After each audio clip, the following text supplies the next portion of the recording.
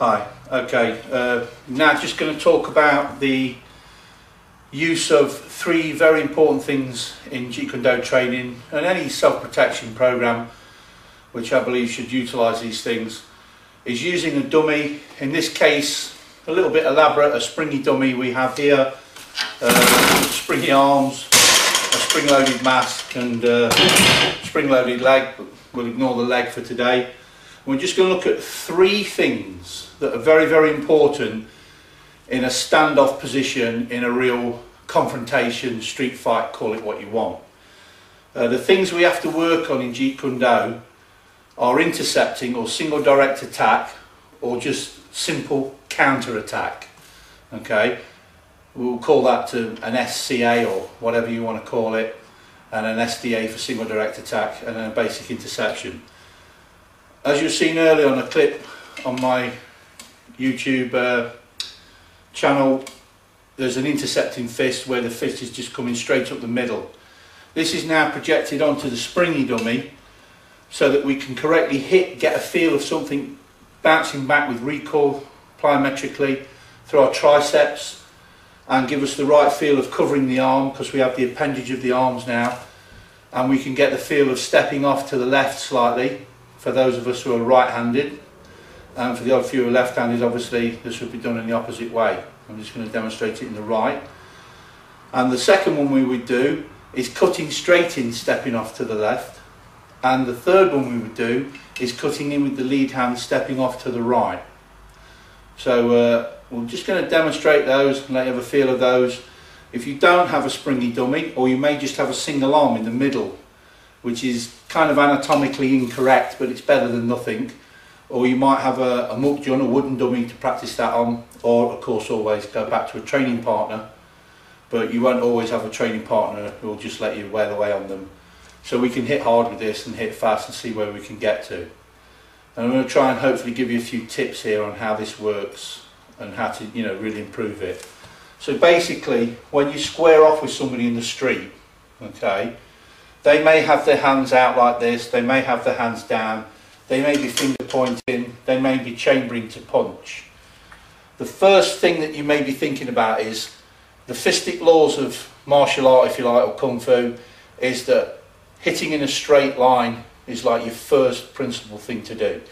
So from here, I want to bring my hand up from where it is, straight to the jawline or under the chin of the assailant in front of me. So my first thing to do, I'm just going to demonstrate here at a basic speed, is to step left, cover and hit through the shoulder. Then the left hand here would carry on and hit to the face, and the right, and so on. Okay, most of you will know what a straight blast is, or continuous straight punching, whatever your system is. The motion of stepping to the left and dropping your body slightly takes you off the centre line, whilst keeping your right shoulder on the centre line to deliver the punch. So I've obscured myself from this position, and I've covered the arm hopefully, and then I can switch and move around with my footwork. You won't see the footwork necessarily here, maybe we'll do another clip explaining the footwork, absolutely, but I'm rezoning, okay? So from here the whole thing's looking in that motion. Again, 1 or 2 more times. One more time so you can see. And that's basically what we're trying to achieve, okay? Sometimes this can be done as a finger jab, so we put goggles on, and from here we can see slowly my hand would come up and the finger jab would hit at the goggles, okay? So again, the motion, but what's actually happening is I'm hitting that opponent straight in the eye, and then I'm rezoning to the left and hitting. It's important that your hand comes from where it is. If your hand is here, then you're probably not going to go up the middle, okay? So it's got to be that your hand is actually down, or your hand is here. Some people do this, okay, or that your hand happens to be there, or that you may be sideways on with your hand there, and it's a little bit more like a punch when you do it. But generally speaking, for a lot of people in the street, their hands are down. So it'll just come straight up through the shoulder. And they won't see it in their peripheral vision till the last second. That's what makes it so devastating. Now the next one we'll look at is we cut in with our left hand straight over their attempted right cross. Okay. Again, if it was a hook, you don't need to, you just punch up the middle. So we're not dealing with that. The person's throwing a right cross straight at us. Again, the footwork is I'm going to step out left, but can stay in the right lead by John. For those of you who are into Jeet Kune Do, you know what I'm talking about. Your hand will come up, but it doesn't need to cover anything other than your throat. Okay, and that is your opening hit. Then you just simply do whatever it is you want to do. Okay, but the main thing is that you can feel the sliding leverage, this arm-to-arm cohesion here, on the springy dummy or the wooden arm, whatever you've got. So from here, that's my motion. A slight difference on this is that we throw a back fist from a kind of guarded position, or our hands were up in a kind of fence position. We were here, and we take a step and we simulate throwing a back fist or a chop, and then we go through. And this has the effect of knocking the opponent's incoming arm out of the way to clear the line. But if we're really thinking quick, and we've got really good reflexes, we can sometimes just slot in the rear punch. So both of those again looking like this, or just looking like cutting in.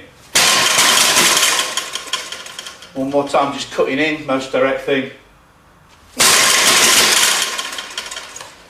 Now the last one is the cutting on the right. Okay, this functionally would be the equivalent of the right-leaded Jeet Kune Do player, who you might think of as unorthodox southpaw, coming in on the left lead of a boxing type style fighter. Okay, so we see this as the left arm. Okay, Jeet Kune Do players again will know what I'm talking about. As most people are right-handed, we lead with a power side. So this time, my strike, I'm rezoning right, and my strike goes into there. So you'll be looking over my shoulder now, whatever. And then again, I will blast. I will straight blast. Okay. Again, at speed, we're looking for the sliding in of the leverage over the springy arm, and we're looking for the right line of position as we make our first move. Okay, a couple more times.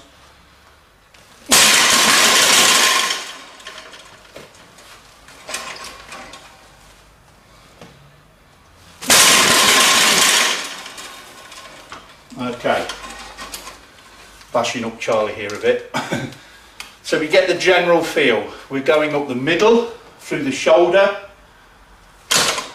Okay, as we do that, we step off and we go into a combination ABC. We may be throwing a back fist or slightly stepping with our right lead. We swipe across and turn. ABC again. We might cut in, stepping to the left. ABC again. We may cut into the right with the lead hand. The left hand is covering, and we go ABC again. So these are our three basic but very devastating attacks that we can do in a fight. I'll just recap them one more time at pace.